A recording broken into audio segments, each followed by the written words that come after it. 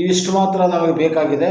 ಇನ್ನು ಹೆಚ್ಚಿನ ಷರತ್ತುಗಳನ್ನು ವಿಧಿಸಿ ನಮ್ಮ ಮೇಲೆ ಅಕ್ರಮ ಮಾಡುವ ಅಥವಾ ದಬ್ಬಾಳಿಕೆ ಮಾಡುವ ಅಥವಾ ಒಂದು ಕಪಿಮುಷ್ಟಿಯಲ್ಲಿಡುವ ಈ ಕ್ರೂರ ವ್ಯವಸ್ಥೆಯನ್ನು ಇಲಾಖೆ ಕೈಬಿಡಬೇಕು.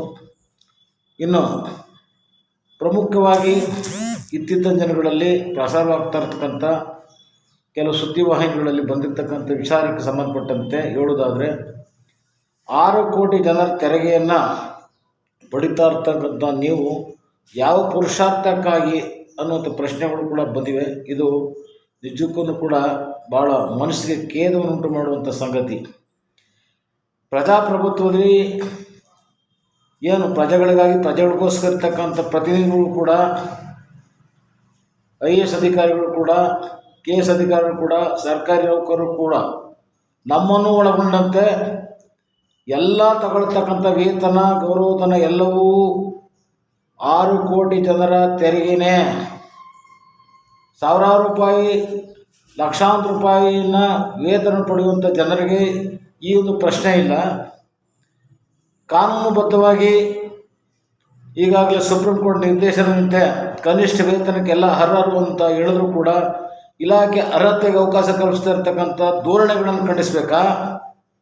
ಅವಕಾಶವಂತೆ ಸಮುದಾಯದ ಪರವಾಗಿ ನಿಂತು ಬೆಂಬಲಿಸಬೇಕಾ?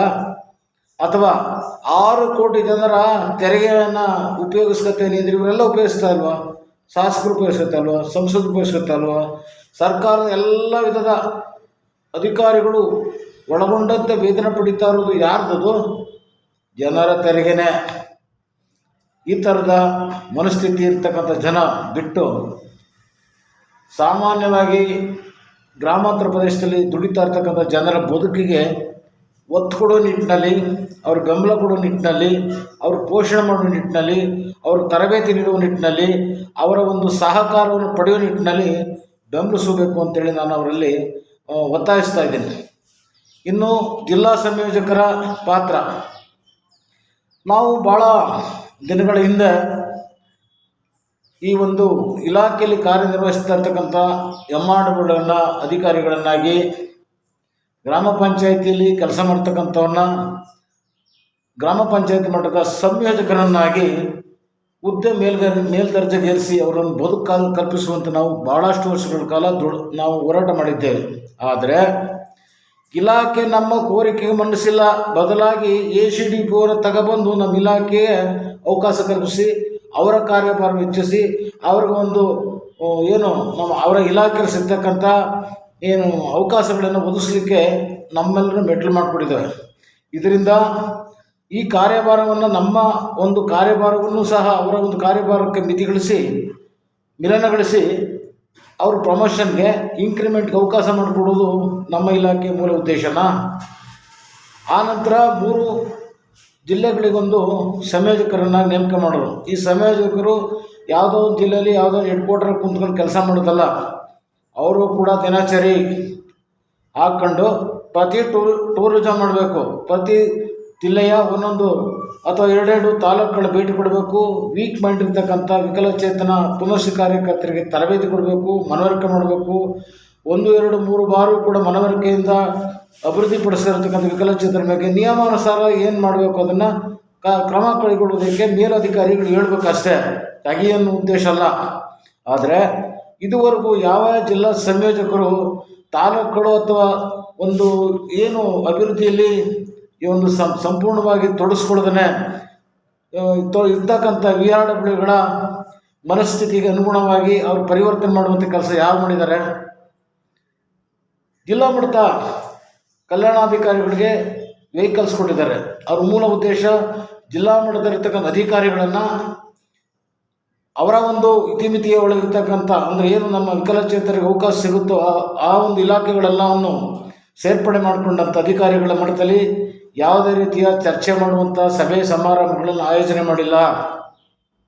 ಪಂಚಾಯತ್ ರಾಜ್ ಗ್ರಾಮೀಣಾಭಿವೃದ್ಧಿ ಇಲಾಖೆಯಲ್ಲಿ 5% ಅನುದಾನಗಳು ವ್ಯರ್ಥವಾಗ್ತಾ ಇದ್ದಾವೆ. ನಮ್ಮ ಅನುದಾನಗಳನ್ನು ಚರಂಡಿ, ರಸ್ತೆ, ಇನ್ನಿತರ ವ್ಯವಸ್ಥೆಗಳಿಗಾಗಿ ಉಪಯೋಗಿಸ್ತಾ ಇದ್ದಾರೆ. ಇದರಿಂದ ಚರಂಡಿ, ರಸ್ತೆ, ಸಮುದಾಯದ ಅಭಿವೃದ್ಧಿಯಿಂದ ವಿಕಲಚೇತರ ಬಂಧುಗಳು ಸಿಗುವಂಥ ಅವಕಾಶಗಳಾದ್ರೂ ಏನು, ಅವ್ರ ಬದುಕಾದರೂ ಏನು, ಏನಾದರೂ ಯಾವುದೇ ರೀತಿಯಲ್ಲಿ ಬದಲಾವಣೆ ಆಗ್ತಾ ಇದೆಯಾ? ನಿರ್ದೇಶನಾಲಯ ಇದನ್ನೆಲ್ಲ ಕಾಣದ ಕುಂತಿರ್ತಕ್ಕಂಥ ಕಾರಣ ಆದರೂ ಏನು?